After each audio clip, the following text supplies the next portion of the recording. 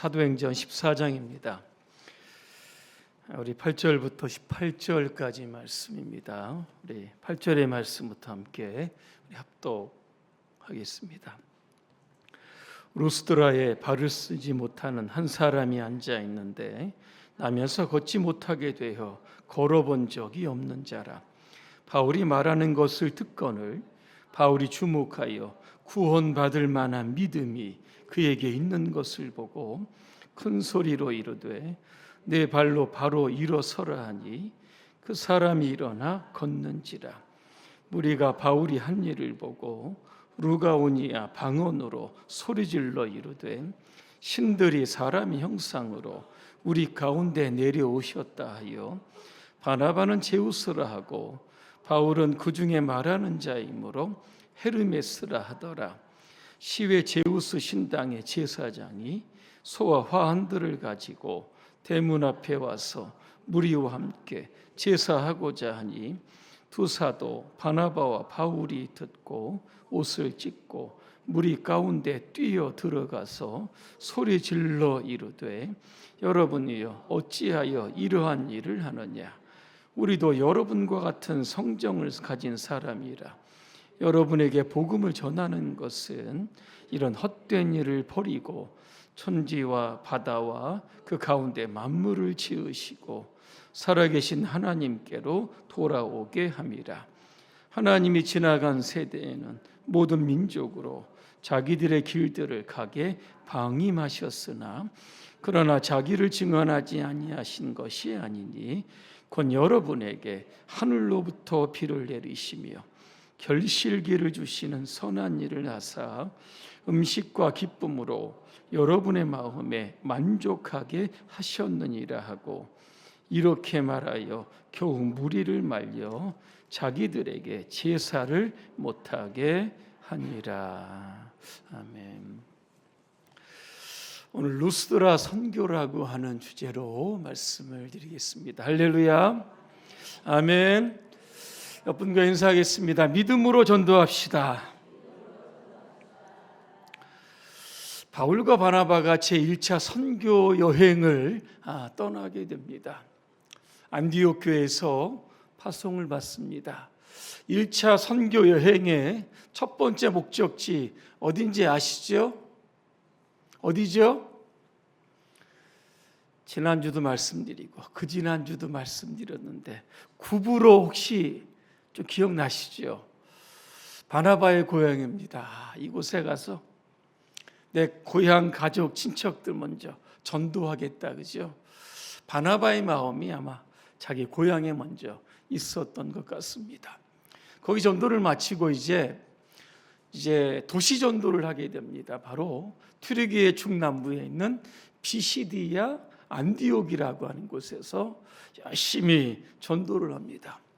선교는 성공적입니다. 하지만 언제든지 전도에는 대적자들이 나타납니다. 바로 오늘 유대인들입니다. 유대인들이 그 도시에 경건한 그 귀부인들과 유력자들을 여러분 선동합니다. 그래서 두 사람을 쫓아냅니다. 비시디 안디옥에서 쫓겨난 두 사람의 표정은 어땠을까? 지난 시간 말씀드렸습니다. 기쁨과 성령이 충만했다 그랬습니다. 아니 전도 쫓겨나는데 뭔 기쁨이 있었을까, 그죠? 하지만 이들의 마음 가운데에는 성령이 우리와 함께 하시고 이 비시디 안디옥에서 구원받는 사람들이 있는 그 이방인들도 보게 하시는 것도 감사하고 이제 쫓겨나지만 선교의 중단이 아니라 또 다른 지역으로 하나님께서 선교지를 옮기시는구나, 이러한 생각이 드니까 그들 마음에 기쁨이 있었던 겁니다. 자, 비시디 안디옥에서 쫓겨납니다. 이제 어디로 갑니까? 이고니온, 기억나시죠? 이곳으로 갑니다.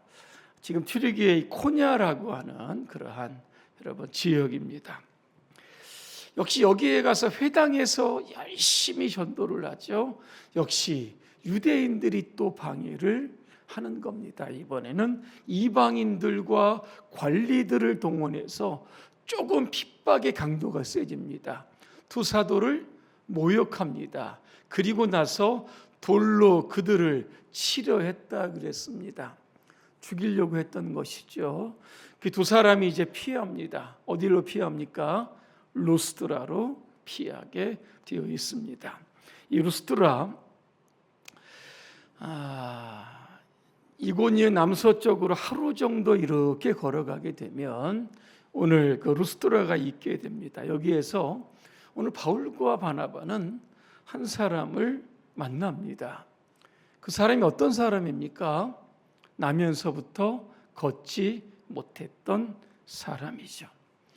그가 걸을 수 있다라고 하는 가능성은 제로입니다. 선천적으로 장애인으로 태어났기 때문입니다.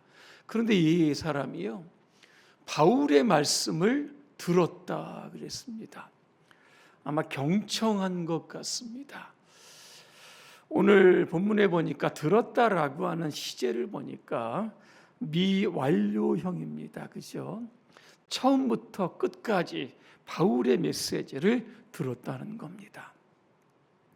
자, 이것은 어떤 것을 의미하는가? 하나님의 말씀을 들을 때, 그죠? 온전히 말씀에 집중했다, 그죠? 이런 여러분 뜻일 겁니다.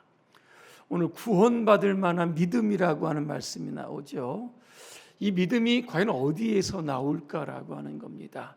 하나님의 말씀을 들을 때에 구원받을 만한 믿음이 생기는 겁니다.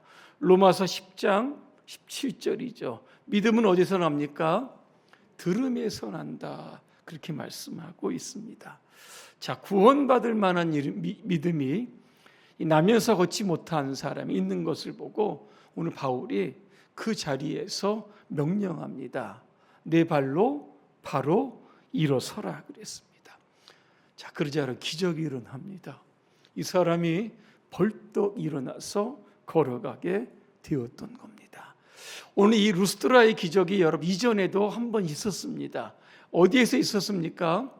사도행전 3장이죠. 성전 미문에 앉아 있었던 사람, 나면서 걷지 못했죠. 나이가 40 정도 여러분 됩니다. 오고 가는 사람에게 구걸해서 먹고 사는 참 기구한 인생입니다. 그 장면을 여러분 들여다보면 베드로와 요한이 그 사람을 주목했다 그랬고요. 그 사람을 보고 우리를 똑바로 보라 그랬습니다. 베드로의 눈에 그 가운데 무엇을 봤습니까? 구원받을 만한 믿음을 보았던 겁니다. 은과 금은 내게 없지만 나사렛 예수 그리스도 이름으로 일어나 걸어라 그랬습니다. 그가요 일어납니다. 걸어갑니다. 뛰었다 그랬습니다. 하나님의 성전에 들어가서 그렇게 들어가 보고 싶었던 성전일 겁니다. 하나님을 찬양했다 그랬습니다. 하나님의 기적이 예루살렘에도 일어나고 이제 그 기적이 어떻게 합니까? 루스드라 이방인 땅에도 일어나게 되었다라고 하는 겁니다. 오늘 구원받을 만한 믿음, 그렇죠? 이 믿음이 베드로의 눈에는 보였습니까? 안 보였습니까? 오늘 성경 다 읽었습니다. 베드로의 눈에 추측하지 마시고요. 성경에 있습니다. 보였다 그랬습니다. 질문합니다. 믿음은 보입니까? 안 보입니까? 어렵나요? 조금 전에 답을 드렸는데 믿음은 마음에 있는 거지 그 마음 속에 있는 믿음을 어떻게 볼 수 있느냐, 그죠? 이렇게 보통 이야기를 여러분 합니다. 근데 오늘 베드로도 보았고 바울도 구원받을 만한 믿음을 여러분 보았습니다. 그러면 믿음은 어떻게 하면 우리가 볼 수 있죠? 무엇을 통해 저 사람이 믿음이 있다 이렇게 판단할 수 있겠습니까? 교회 잘 다니면 여러분 보입니까? 뭐죠? 말씀을 듣는 태도죠. 저 말씀을 내가 붙들면 일어날 수 있겠다. 이게 바로 구원받을 만한 믿음이 가지고 있는 이게 살아있는 믿음이죠. 자, 말씀을 들어도요, 오늘 바로 일어서지 않는 순종이 있게 되지 않으면, 그죠? 아마 이 사람에게도 믿음은 보이지 여러분 않았을 겁니다. 불가능한 환경 가운데서도 하나님의 말씀을 더 신뢰하는 사람, 이 안에 뭐가 있습니까? 구원받을 만한 믿음이 여러분 있는 겁니다. 두려움 속에서도, 그죠? 한 발 내딛는 이런 행동이 있는 사람, 그죠? 이 안에는요, 믿음이 여러분 보이는 겁니다. 그런데 안 보이는 믿음이 있습니다. 어떤 믿음이죠? 말로만 믿습니다. 그죠? 말로만 믿는 사람들. 믿음이 안 보이시죠. 듣고도 움직이지 않는 믿음. 이러한 믿음은요, 믿음이 안 보이는 겁니다. 다시 말하면 믿음이 있는 겁니까? 없는 겁니까? 없죠. 보이면, 있으면 분명하게 보일 텐데 없으니까 이게 안 보이게 된다라고 하는 겁니다. 오늘도 저와 여러분 가운데, 그죠? 전도할 때도 믿음이 있어야 되죠. 내가 전하는 누군가, 그죠? 그에게 복음을 전해서 그가 회심할 거라고 하는 믿음을 가지고 우리가 전도하는 것이고, 전도 대상자도 마찬가지죠. 우리가 전하는 메시지를 잘 듣고 믿음으로 결단하고, 그죠? 예수 믿게 되면 그도 구원을 받게 된다라고 하는 겁니다. 오늘 여러분 안에, 그죠? 하나님의 위대한 역사를 이루어 갈 수 있는, 하나님이 이렇게 여러분 다 사용하시는 그러한 큰 믿음의 사람들 되시기를 주님의 이름으로 오늘 축복합니다. 자, 루스드라에서 기적이 일어나죠. 사람들의 반응이 나타납니다. 사람들이요, 오늘 바나바를 뭐라고 부릅니까? 제우스다 이렇게 부르고, 바울은 헤르메스다 그랬습니다. 이 제우스의 대변인이 바로 헤르메스죠. 바나바는 그냥 이렇게 서 있는데 바울이 계속 좀 이야기를 했던 것 같습니다. 루스다 사람들은 두 사람을 극진히 대접을 합니다. 왜 그랬을까? 기적만 보고 그랬을까? 그렇지 않습니다. 이 루스드라 인근에 보니까 부르기아라고 하는 그 터키 지도를 보면 부르기아 지방이 나오는, 여기에 내려오는 이야기가 있습니다. 제우스와 헤르메스가 사람으로 변장을 하고 이 부르기아 지방으로 갔다는 겁니다. 사람들의 집을 놓고 하면서 하룻밤 묵고 가자 그랬더니 다 거절을 하죠. 할 수 없이 허름한 오두막에 들어가게 됩니다. 집 주인이 있겠죠. 빌레몬과 바우시스라고 하는 늙은 농부뇌가 이 두 사람을 맞아 주었던 겁니다. 비록 가난하지만 그들을 잘 극진하게 대접을 했던 것 같습니다. 나중에, 그죠? 신들은 그들에게, 이 부부에게는 보상을 했지만 나머지 사람들에게는 홍수로 그의 집들을 다 쓸어버렸다, 그죠? 이런 이야기가 내려오고 있었던 겁니다. 바나바와 바울, 아마 제우스와 헤르메스일 거야. 이들에게 잘 대접을 하면, 제사를 드리면 우리에게 복을 줄 거다, 그죠? 그러한 생각으로 제사를 드리고, 13절에 보니까 성문 밖에 있는 제우스 신당의 제사장이 와가지고 또 제사를 드리려고 여러분 했던 겁니다. 바울과 바나바가 여러분 절대 말리죠. 그러면서 바울이요, 그들을 향해서 전도를 하는데, 전도의 메시지가 뭔지 아십니까? 하나님은 어떤 분이신가? 두 가지로 설명을 합니다. 첫째는 뭐죠? 하나님은 천지 만물을 지으신 창조자다, 그죠? 이렇게 하면서 설교를 시작하고 있습니다. 하나님은 세상 만물도 지었지만 우리 인간도 지으셨다. 창조주 하나님을 이야기하면서 헛된 우상들 다 버리고 우리를 지으신 그 하나님을 예배하자, 그렇게 설교합니다. 또 하나 하나님을 설교하는데 일반 은총을 이야기합니다. 불신자나 믿는 자나 모든 자에게 축복을 주시는 하나님을 소개하고 있습니다. 일반 은총이 여러분 뭡니까? 특정한 사람에게 주는 복이 아니라 인류 모든 사람들에게 주시는 여러분 복일 겁니다. 오늘 성경에도 여러분 나오고 있습니다. 결실을 주었다. 뭐죠? 비나, 그죠?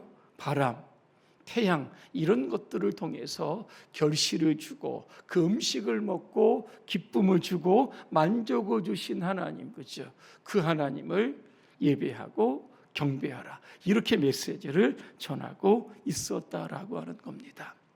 여러분, 결론입니다. 바울이 전한 메시지는 하나님이죠. 하나님 외에는 참신이 없다. 우리도 제사 받을 만한 사람들이 아니다. 오직 제사 받으시고 예배 받으실 분들은 천지 만물을 지으시고 우리에게 기쁨과 만족을 주시는 하나님이다, 그죠? 그렇게 선언하는 것으로 오늘 설교를 하고 있습니다. 오늘도 여러분 나가서 우리가 어떤 메시지를 전해야 될까, 그죠? 늘 고민할 때가 여러분 있습니다. 오늘 그럴 때마다 오늘도 우리를 지으신 하나님, 우리의 삶을 인도하시는 하나님, 우리의 삶에 간섭하시고 복을 주시는 그 하나님, 이 전도의 메시지로 여러분 힘있게 전하시기를 주님의 이름으로 축복합니다. 기도하겠습니다. 은혜로우신 하나님, 이 세상에는 하나님을 대체하는 거짓 우상들이 많이 존재합니다. 우리가 세상에 나가 복음을 전할 때 헛된 일 버리고 우상 숭배를 버리고 천지 만물을 지으시고 살아 역사하시는 하나님을 힘있게 증거할 수 있도록 도와주시옵소서. 예수님의 이름으로 기도합니다. 아멘.